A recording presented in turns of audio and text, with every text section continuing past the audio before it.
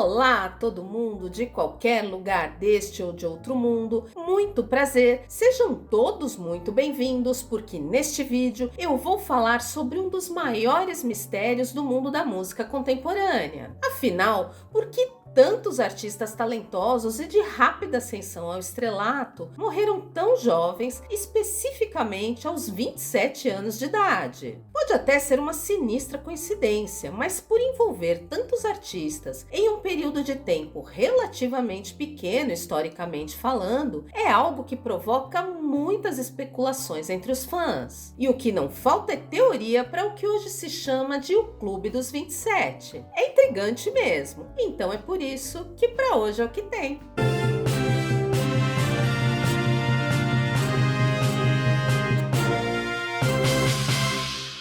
Se você se liga em música, com certeza já deve ter ouvido falar no Clube dos 27, um termo utilizado para se referir a um grupo de músicos muito famosos que morreram tragicamente aos 27 anos de idade, no auge da juventude e do sucesso.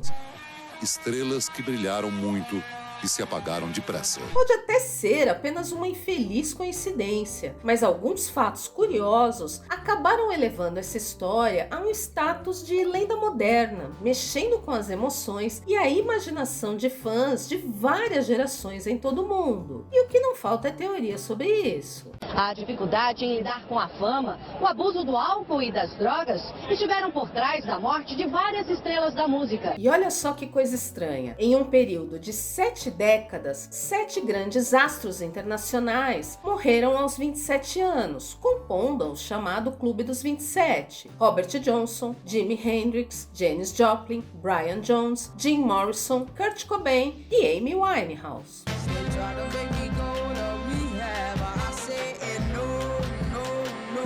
Para os místicos, o número 7 é o algarismo que representa a espiritualidade. Na numerologia, é o número da perfeição, é o símbolo da totalidade do universo em transformação. Note que são 7 os dias da semana, as cores do arco-íris, as artes e as maravilhas do mundo. Na Bíblia, 7 é o número da perfeição divina, já que após criar todo o mundo em seu esplendor, Deus descansou no 7º dia. 7 são os dons do Espírito Santo, os arcanjos, as virtudes e os sacramentos. Mas 7 também são os pecados capitais. Não é à toa que o misticismo em torno do número 7 já foi exaustivamente explorado na ficção. 7 são as chaves da sabedoria na obra de Júlio Verne. 7 terras compõem o mundo de Nárnia e 7 são as Horcruxes em Harry Potter. Um Horcrux é um objeto em que uma pessoa oculta parte de sua alma.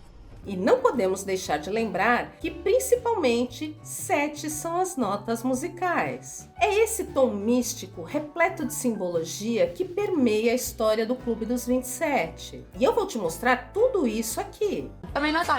Mas antes, já deixa aquele seu like lendário neste vídeo e compartilhe com aqueles seus amigos que também amam histórias sobre música e mistério. E não se esqueça de se inscrever no canal para que ele possa crescer e mais pessoas entrem nesta conversa. Só antes de continuar, eu quero deixar aqui um alerta de que este assunto envolve questões que podem ser gatilhos emocionais para muitas pessoas. Sintam-se à vontade para participar ou não desta conversa. Meu objetivo aqui é apenas contar uma história, trazer fatos, questionamentos e fazer pensar sobre algo que realmente aconteceu. Então, por favor, fiquem atentos aos seus próprios limites e, na dúvida, busquem sempre a ajuda de um profissional de saúde de confiança. E cuidem-se, ok? I think that each person does it in a different way. Segundo algumas teorias, a história do Clube dos 27 teria começado ainda na década de 1930 com o músico de blues Robert Johnson. Reza a lenda que Johnson, um brilhante músico de blues do Mississippi, lutou muito para alcançar o sucesso. Ele era do tipo que demonstrava fazer de tudo em busca do seu objetivo. Robert was a novice guitar player, not very good. This man was a nobody. Então dizem que Johnson teria feito nada menos do que um pacto com o diabo em pessoa em uma encruzilhada à meia-noite. Em troca de sua alma, ele teria recebido habilidades musicais sobrenaturais. A year and a half later, he's doing things with the guitar that even his mentors can't do. Há realmente quem diga que o Coisa Ruim em pessoa teria se manifestado após o toque de uma gaita cromada. Olha só que específico isso, hein? Ele teria tomado em suas mãos o violão de Johnson e afinado o instrumento em um tom baixo. E seria este o violão usado pelo Robert Johnson para gravar todas as suas canções. The devil said, once you receive the guitar back, your soul is mine. E a quem possa interessar, a tal encruzilhada fica especificamente entre as rodovias 61 e 49, no município de Clarksdale, no Mississippi, o berço do blues. Ainda que não haja uma única prova de que Robert Johnson tenha feito ritual algum em troca de nada, o local se tornou tão icônico que nele foi instalado até um marco especial, que ainda hoje atrai fãs de todo mundo. E não vou negar não, eu como sou uma curiosa, adoraria dar uma passadinha por lá. You don't know Robert Johnson songs? O sucesso então veio rápido. Com um repertório de apenas 29 músicas, Johnson foi alçado ao estrelato, tornando-se um dos mais renomados e respeitados artistas de blues de todos os tempos. Um dos deuses da guitarra, que entregava performances alucinantes por onde passava. How could Robert possibly have gotten that good that fast? Lembre-se de que estamos falando aqui da década de 1930. Então o ritmo contagiante das suas canções e seus passos livres de dança realmente chocavam os puritanos das pacatas e tradicionais cidades do Mississippi, sempre muito religiosas. Então, na perspectiva dessas pessoas, sob a ótica delas, Robert Johnson era realmente um legítimo representante do diabo. E sua fama de mulherengo e encrenqueiro só contribuía para essa imagem. Damn, there's occult references all over his lyrics. I mean, Crossroad Blues, Me and Devil Blues, Hellhound on My Trail.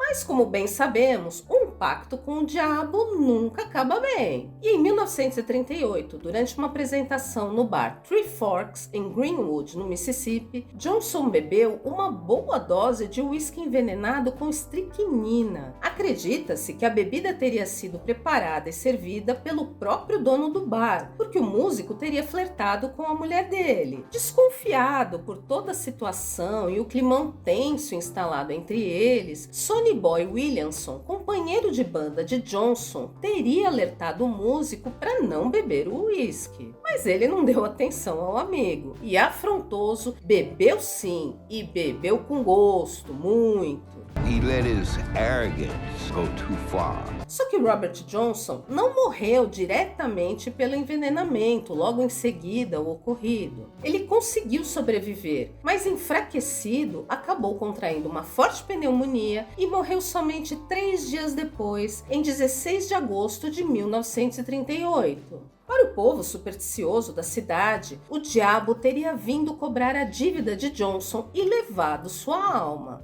It ended up costing him, the bill coming due. E a fofoca correu solta na cidade. Olha só a fake news aí. Diziam que o corpo dele estava cheio de mordidas de cachorro, já que teria sido perseguido por cães raivosos ao deixar o bar.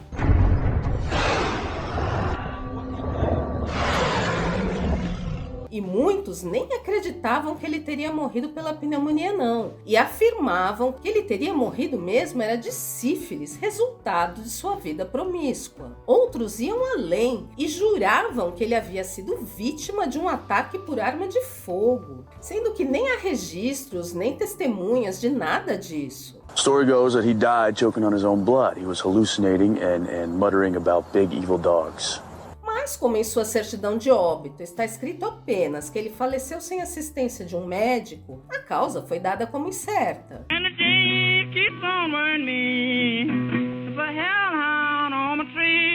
E se você ficou curioso para conhecer um pouco mais sobre o grande Robert Johnson, dá uma olhada no documentário Remastered, Devil at the Crossroads, tem lá na Netflix. Something's spinning strangely in that man's life. Essa história do suposto pacto que Robert Johnson teria feito nessa busca desesperada pela fama acabou se tornando lendária. Não só por seu óbvio apelo fantástico, porque vamos combinar que essa história é melhor do que muito roteiro de ficção por aí, né? Mas também porque há quem diga que o tal pacto tenha destravado uma maldição. Isso mesmo, uma maldição que afetaria profundamente o mundo da música nas décadas a seguir. E então é isso mesmo que você já entendeu. Há uma teoria de que, inspirado pelo desejo de sucesso fácil demonstrado por Johnson, o diabo teria prometido voltar para buscar outras almas perdidas de jovens artistas que estivessem no auge de suas carreiras como pagamento pela fama meteórica.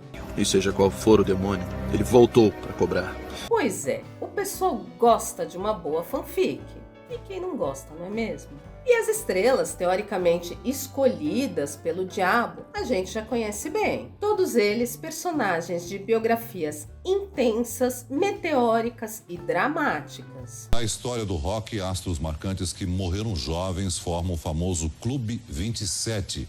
O primeiro deles foi Brian Jones, um dos fundadores da icônica banda Rolling Stones. Ele foi encontrado pela namorada, já sem vida, na piscina de sua própria casa, em 3 de julho de 1969. Tinha poucos dias que ele tinha se afastado da banda devido ao seu comportamento problemático. This guy got bigger and bigger as the years went by. Brian went for it all the way, and once he was down that path, man, there's no stopping him. Brian não estava sabendo lidar com a fama, abusava do álcool e das drogas, tendo sido preso algumas vezes.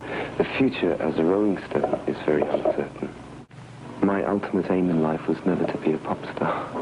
A causa de sua morte ainda é um mistério. Há muitas especulações até hoje. Inclusive, há a suspeita de que um dos empreiteiros que trabalhava na reforma de sua casa tenha sido o responsável. Olha só que história é essa. O suspeito teria confessado a sua filha em seu leito de morte anos depois da morte do Brian, em 1993. Em 2009, o ex-empresário dos Stones disse em uma entrevista que era mesmo verdade, mas meses depois ele também morreu. E até hoje não há uma prova ou conclusão sobre o caso. Ficou apenas a polêmica. Without any firm evidence against him, police had no choice but to accept his account of what happened that night. O segundo foi o cantor e guitarrista genial Jimi Hendrix, que faleceu em Londres, na Inglaterra, na madrugada de 18 de setembro de 1970, em circunstâncias que nunca puderam ser esclarecidas. Hendrix tocou em um bar no Sorro na última noite de sua vida e foi para uma festa depois. Ele usou ácido, mas isso não o matou.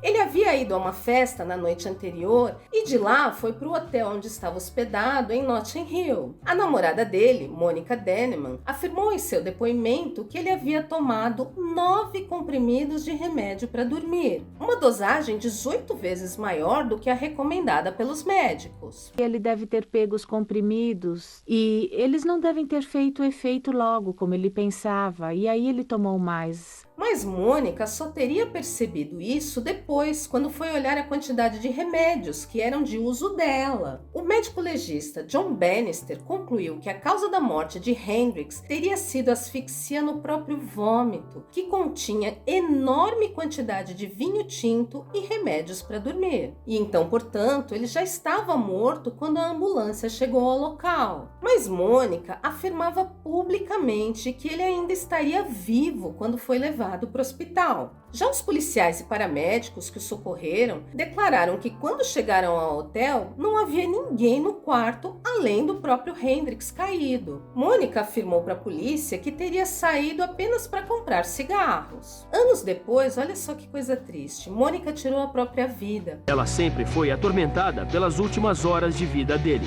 questionando se fez tudo o que podia para salvar sua vida. E o namorado dela na época, o guitarrista Uli John Roth, chegou a dizer que ela não faria isso consigo mesma e que teria sido sim vítima de um crime. Mas não há nenhuma prova disso. Mas a polêmica não parou por aí não, porque essa história só piorou. Em 2009, portanto muito tempo depois do ocorrido, um ex-integrante da equipe de Hendrix, James Wright, lançou um livro afirmando que o músico teria sido sido morto pelo próprio empresário dele, Mike Jeffrey. No livro Rocky Road, ele diz que em 1971, numa ocasião em que ele estava muito bêbado, Jeffrey teria confessado que forçou Hendrix a tomar vinho junto com os remédios. E ainda de acordo com Wright, Jeffrey seria o beneficiário de um seguro de vida do músico no valor de $2 milhões. Mas como no Clube dos 27 nenhuma história é simples, o empresário Mike Jeffrey morreu em um acidente de avião em 1973, pouco tempo depois da morte de Hendrix, mas muito tempo antes do livro lançado por Wright. Então, polêmico ou não, nada disso pode ser provado, ficando apenas no campo da teoria. A terceira vítima foi a cantora Janis Joplin. Ela estava no auge do sucesso quando faleceu em 4 de outubro de 1970. Janis Joplin was found dead yesterday in her Hollywood apartment. The coroner said she died of an overdose of drugs. Apesar de estar constantemente envolvida em polêmicas sobre seguidas trocas de banda, relacionamentos conturbados e abuso de álcool e drogas, sua carreira estava em plena ascensão. Some of those movie cameras that shot the audience, you would have seen a lot of people like this. Mas sua vida pessoal estava bem agitada nesta época. Por trás da atitude confiante, Janis era solitária e insegura quanto à sua aparência, talento e popularidade. Meses antes, ela havia rompido seu noivado com David George Niehaus, que havia conhecido pouco tempo antes no Carnaval do Rio de Janeiro. When last I heard of you, you were in the jungles of Brazil. It was pretty funky, but it wasn't the jungle. O término foi por iniciativa dele, que tinha descoberto que Janis o traía com a ex-namorada dela, Cassandra. Janis ficou bastante abatida com isso. She wanted to be more than a rock singer. She wanted to have a family. She wanted to have children. She wanted to get married. Ela se dizia arrependida, tentou reatar o noivado, mas ele não quis voltar atrás. Após essa desilusão amorosa, ela entrou em depressão. A bebida e as drogas ajudavam a preencher o vazio. Mas decidida a se recuperar, buscou tratamento para os seus vícios e voltou para a terapia. E ela realmente conseguiu ficar bem por cerca de pouco mais de 6 meses. She had been clean for 6 months and proud of it. And she had done it herself because you have to do it for yourself. Ela estava dedicada às gravações de novas músicas, tanto que no dia 3 de outubro de 1970, Janis visitou o estúdio Sunset Sound Records em Los Angeles, na Califórnia, e agendou para o dia seguinte gravação de vocais para um novo álbum. Mas ela não apareceu na hora marcada. Após 18 horas de espera, seu empresário John Cook foi até o hotel onde ela estava hospedada e, sem resposta ao seu chamado, já no desespero, ele arrombou a porta. Infelizmente, ele encontrou Janis já sem vida. Segundo testemunhas, na noite anterior, ela teria realmente ido direto do estúdio para o hotel. Mas chegando lá, ela teria bebido muito e tido uma recaída no uso de entorpecentes. Como estes eram de grande pureza, conforme foi apurado na investigação, eles faziam maior efeito e mais rápido, o que pode ter provocado uma overdose acidental. Em seu laudo, o legista declarou que Janis estava há 1 mês sem tomar os medicamentos de seu tratamento, o que contribuiu para que ela caísse no vício de novo. Mas por que ela deixou de tomar os remédios? Não se sabe. It's a fact there had been no female superstar of rock before Janis came along. Entre as vítimas do Clube dos 27, os 3 próximos que eu vou falar são os que eu particularmente mais gosto e ouço bastante. Então, para mim, eles têm um significado maior e mais próximo. Jim Morrison, vocalista do The Doors, foi um dos meus grandes ídolos de adolescência. Apesar dele ter morrido antes de eu nascer, tá, gente? Não sou tão velha assim, né? Foi há 84 anos. Eu sempre gostei da postura rebelde com elegância dele, se é que isso faz algum sentido. Um cara bem nascido, com cultura, muito inteligente, que tinha tudo para viver confortavelmente em sua bolha de privilégios, mas entendia que a vida real já não comportava mais todas aquelas regras rígidas da sociedade da época. Afinal, a gente está falando do auge dos movimentos de contracultura. Um sonho difícil, mas não impossível de mudar. As pessoas, seus costumes, sua maneira de ser e pensar, de viver e amar. Ele era um questionador, uma pessoa complicada, mas um poeta. Jim wanted to be taken seriously as a poet.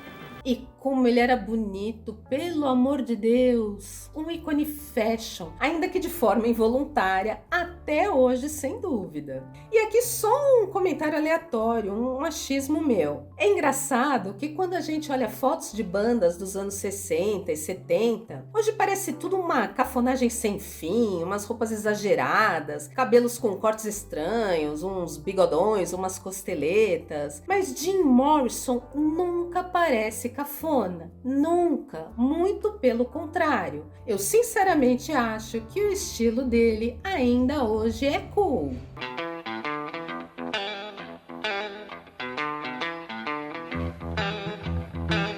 Mas Jim Morrison, infelizmente, também foi vítima dos excessos. Em busca de novas sensações, que ele definia como a busca pela expansão da mente e do espírito, acabou se afundando em drogas e álcool. Aliás, é por isso que a banda se chama The Doors, as portas, que seriam passagens para a percepção do que estaria além dos nossos olhos e conhecimento. E eu acho bem bacana, é um nome que à primeira vista parece bobo, né? Mas tem um sentido bem legal, bem mais profundo.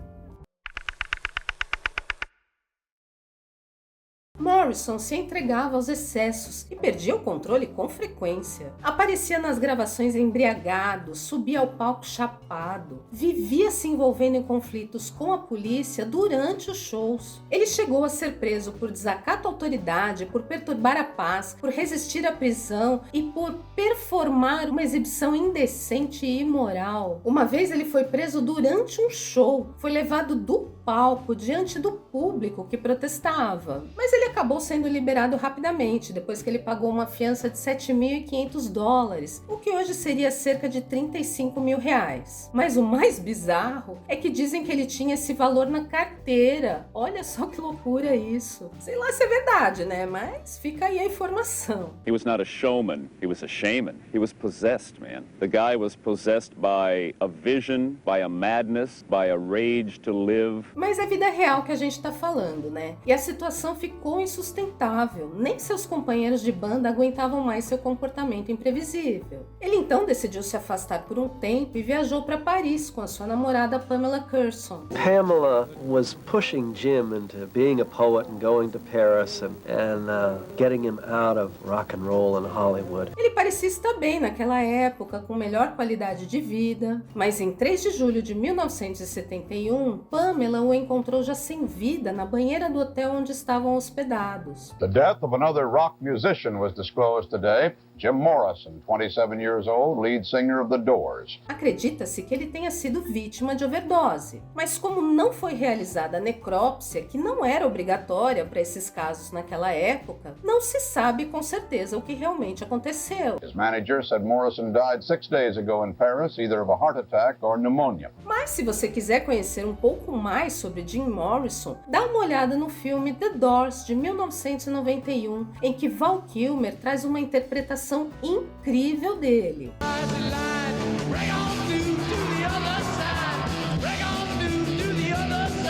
Se preferir, vá direto à fonte e leia a biografia Ninguém Sai Vivo Daqui, de Jerry Hopkins e Dennis Sugerman. Eu li e recomendo. I hope at about age 120 with a sense of humor and a nice comfortable bed. No, I wouldn't want anybody around. I just want to quietly drift off. A próxima vítima do Clube dos 27 foi Kurt Cobain, que sem dúvida é um dos grandes ídolos da minha geração. Eu me lembro bem da sensação de quando Smells Like Teen Spirit foi lançada em 1991. Era algo potente, novo, com cara de clássico.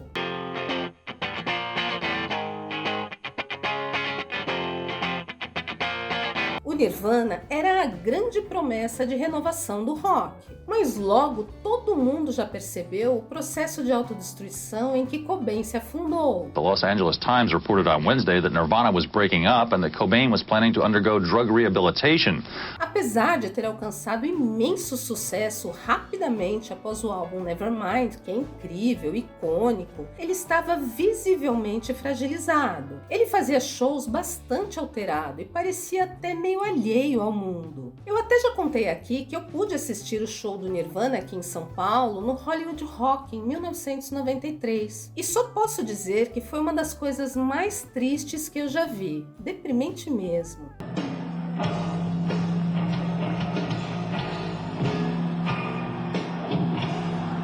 No dia 8 de abril de 1994, o eletricista Gary Smith encontrou Kurt Cobain já sem vida em uma sala acima da garagem da casa dele. O rapaz havia sido contratado dias antes para instalar luzes de segurança no local. Ele afirma que além de uma arma próxima ao corpo, havia um bilhete de 2 linhas, onde se lê "Eu te amo 2 vezes". O que se levou à conclusão de que ele teria tirado a própria vida. O laudo do legista concluiu que, apesar de ter sido encontrado no dia 8 de abril, ele já teria morrido 3 dias antes, em 5 de abril. Olha só que tristeza isso.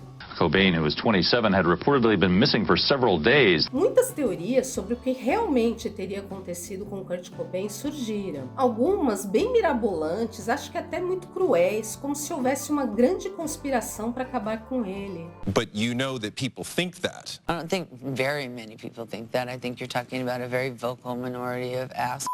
Mas a gente não tem como saber a verdade, né? O fato é que ele não estava mesmo bem. I had a child and I'm married now. I'm not as grumpy as I used to be. I couldn't be happier right now.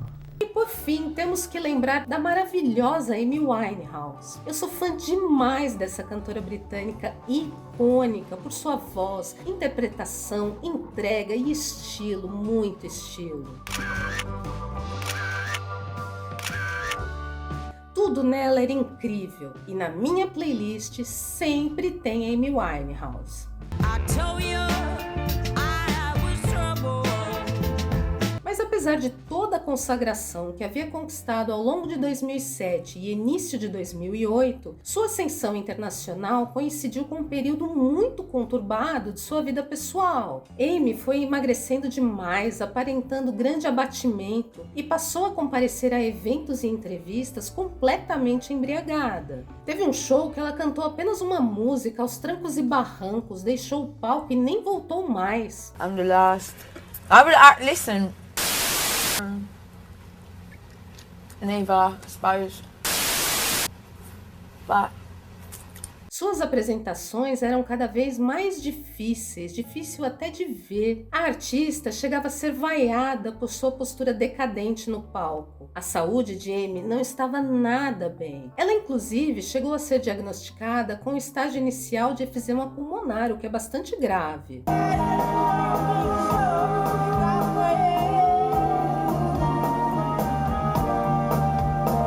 Sua vida amorosa também não ia bem. Ela vivia um conturbado relacionamento com Blake Fielder Civil. E é conturbado nível hard, diga-se de passagem. Brigas, abusos, ciúmes e excessos. Much of Amy's addiction was blamed on her relationship with her ex-husband. They couldn't live with each other.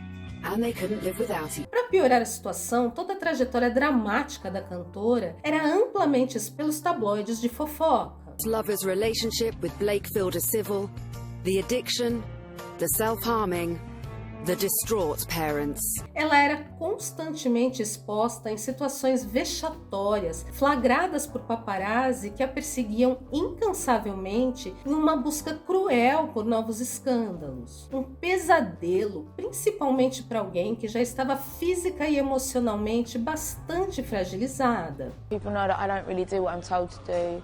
Or that I don't really care enough about what people think of me to conform to anything. Por volta das 10 horas da manhã de 23 de julho de 2011, o segurança Andrew Morris chegou à casa de Amy no bairro de Camden Town, em Londres, e a encontrou ainda deitada na cama. Ele nem estranhou, porque ela não costumava acordar cedo mesmo. Ele disse em seu depoimento à polícia que na noite anterior ela tinha recebido a visita da sua médica, que passou para ela um medicamento contra a ansiedade. She was getting weekly visits and reported all was well. Assistiu TV e foi dormir por volta das 2 da manhã. Então, se ela estivesse dormindo até mais tarde, não seria nada demais. Mas foi ficando tarde e ele achou que estava demorando muito para ela acordar. Foi conferir e percebeu que Amy não estava mais respirando. Ele logo chamou o serviço de emergência, mas já não havia mais o que fazer. No final da tarde, a imprensa confirmou o ocorrido. Acaba de chegar aqui a informação da morte da cantora Amy Winehouse. O laudo do legista apontou grande quantidade de álcool no corpo da cantora. Portanto, a causa apontada para sua morte foi o consumo excessivo após longo período de abstinência. Fisicamente debilitada, ela não resistiu.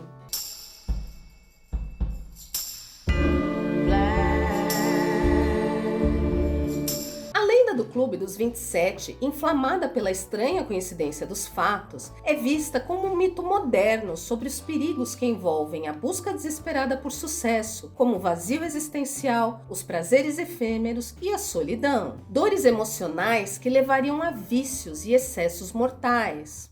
Do you consider yourself a disciplined guy? Do you get up every day and work? Oh, I try to get up every day.